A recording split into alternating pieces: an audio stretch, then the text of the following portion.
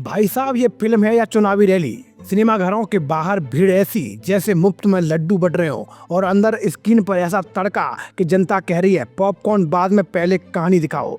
दरअसल बात हो रही है धुरंधर द रिवेंज की, जिसमें रणवीर सिंह का स्वैग, संजय दत्त की दमदार एंट्री और अर्जुन रामपाल का खतरनाक अंदाज और आर माधवन की क्लास सब मिलकर ऐसा धमाका कर रहे हैं कि बॉक्स ऑफिस भी सोच में पड़ गया है। इतना पैसा रखूं कहाँ? 4 दिन में 500 करोड़ का आंकड़ा पार। अब ये कमाई है या भाई जनता का बदला? ये तो एक्सल सीट भी कंफ्यूज हो गई है। टिकट खिड़की पर लाइनें इतनी लंबी कि लगता है जैसे यहाँ मूवी नहीं राशन बट रहा हो, और हर शो हाउसफुल ऐसा अगर कोई लेट पहुंच जाए तो सीट नहीं सिर्फ पछतावा मिलता है। लेकिन कहानी में असली ट्विस्ट तब आया जब एंट्री हुई सियासत की। जी हाँ, समाजवादी पार्टी के अध्यक्ष अखिलेश यादव ने इस फिल्म पर ऐसा कमेंट कर दिया कि पॉपकॉर्न खाते खाते लोग न्यूज चैनल देखने लगे। अखिलेश यादव बोले, सरकार ऐसी फिल्मों में पैसा लगा रही है जो दूसरे दलों को बदनाम करती है। अब जनता सोच रही है भाई ये मूवी है या चुनावी पोस्टर? उन्होंने तंज कसते हुए कहा, लगता है सरकार के पास बहुत ज्यादा पैसा है, तभी तो फिल्मों की रिलीज पर भी पैसा बहाया जा रहा है। मतलब अब तक हम समझते थे कि फिल्में प्रोड्यूसर बनाते हैं, लेकिन यहाँ तो राजनीति भी स्पेशल अपीयरेंस दे रही है, वो भी बिना ट्रेलर के। और विवाद यहीं खत्म नहीं हुआ, क्योंकि फिल्म के अंदर अतीक अहमद को लेकर ISI लिंक और आतंकी कनेक्शन दिखाया गया है।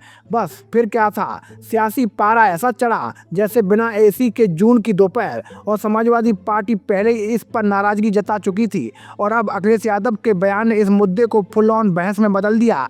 कोई कह रहा है ये सिर्फ फिल्म है, एंटरटेनमेंट है, तो कोई बोल रहा है नहीं भाई ये सीधा सीधा एजेंडा है। अब जनता का हाल ऐसा है कि टिकट लेकर सीट पर बैठते ही दिमाग में चलता है ये सीन असली है या सियासी।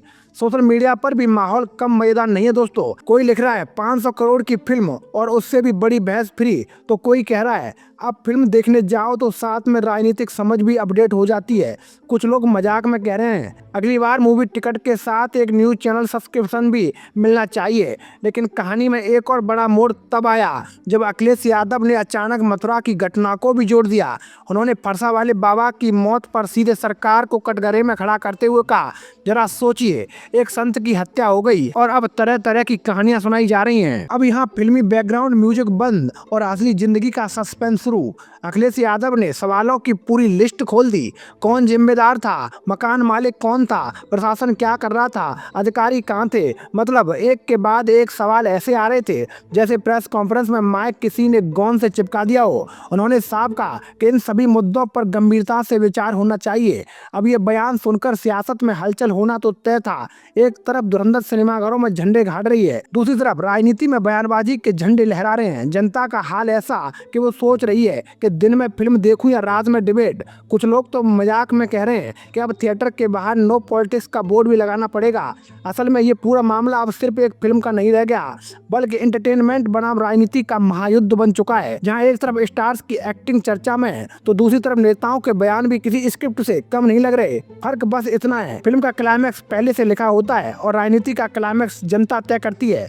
अब देखना ये होगा कि ये विवाद आगे और बढ़ या फिल्म की तरह इसका भी कोई ट्विस्ट आ जाता है। लेकिन फिलहाल सिचुएशन एकदम क्लियर है, सिनेमा घर हाउसफुल, सियासत ओवरफुल, जनता एंटरटेन भी हो रही है और कंफ्यूज भी। तो भाई अगर आप फिल्म देखने जा रहे हैं तो पॉपकॉर्न के साथ थोड़ा पॉलिटिकल ज्ञान भी लेते जाइए, क्योंकि यहाँ कहानी सिर्फ स्क्रीन पर नहीं बाहर भी बराबर चल रही है। और यकीन मानिए बाहर वाली कहानी कभी कभी अंदर वाली से भी ज्यादा एंटरटेनिंग निकल जाती है। तो दोस्तों, मैं था आपका मुकेश उपाध्याय। अगर आपको ये हमारी जानकारी अच्छी लगी हो तो कमेंट में जरूर बताइएगा। जय हिंद, जय भारत।